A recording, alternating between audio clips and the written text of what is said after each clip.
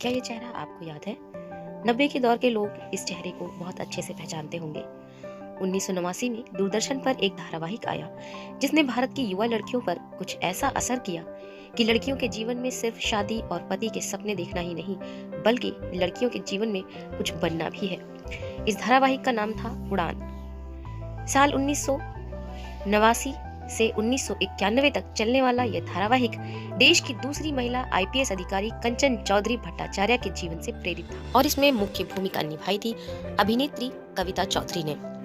कविता चौधरी इससे पहले Surf Excel के विज्ञापन में ललिता जी के नाम से मशहूर हो गई थी।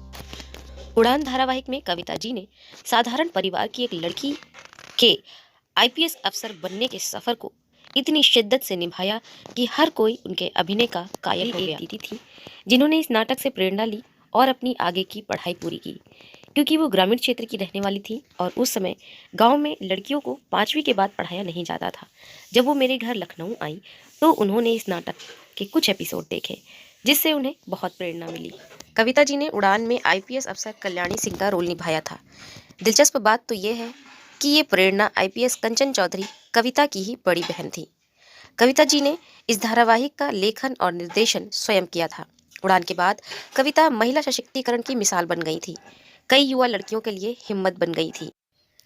ये वो दौर था जब फिल्मों और टेलीविजन सीरियल में महिलाओं को अक्सर घरेलू किरदार में ही दिखाया जाता था, लेकिन कविता जी ने योर ऑनर और आईपीएस डायरीज जैसे शोज भी बनाए थे जो महिलाओं को दमदार भूमिका में दर्शाता था।